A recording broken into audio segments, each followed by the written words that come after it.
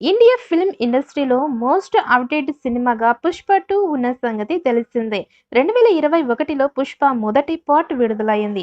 Pan India నేపథ్యంలో విడుదలైన 'పుష్ప' దేశంలోనే కాదు, ప్రపంచవ్యాప్తంగా సంచలనం సృష్టించింది. ఎలాంటి ప్రమోషన్స్ కార్యక్రమాలు చేయకపోయినా కానీ, బాలీవుడ్ ఇండస్ట్రీలో 100 కోట్లు కలెక్షన్స్ చేసి అందరినీ ఆశ్చర్యపరిచింది. ఇక ఈ సినిమాలో బన్నీ మేనరిజమ్స్ ప్రపంచవ్యాప్తంగా అందరినీ ఆకట్టుకోవడం జరిగింది.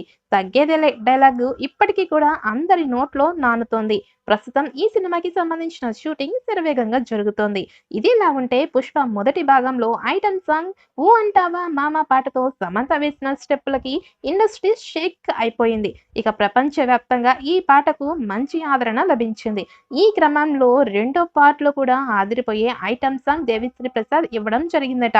అయితే ఈ ఐటెమ్ సాంగ్‌లో బాలీవుడ్ భామలు అల్లు అర్జున్‌తో చిందులేస్తున్నారు.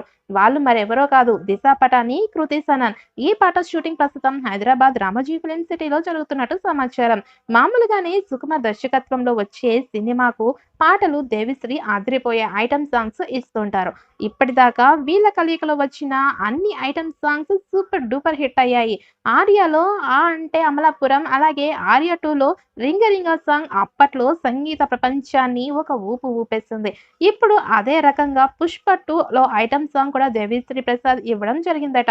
నార్త్, సౌత్ ప్రేక్షకులకి అభిరుచికి తగ్గట్లుగా మాస్ మసాలా సాంగ్ ఇవ్వడం జరిగిందట.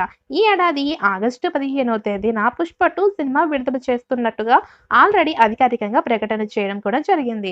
ఆ దిశగా ఇప్పుడు షూటింగ్ జరుపుకుంటూ ఉంది. తాజా అప్డేట్ ప్రకారం రామోజీ ఫిల్మ్ సిటీలో ప్రత్యేకంగా వేసిన సెట్‌లో అల్లు అర్జున్ మరియు రష్మిక మందన కొన్ని కామెడీ మరియు సరదా సన్నివేశాలను చిత్రీకరిస్తున్నారు.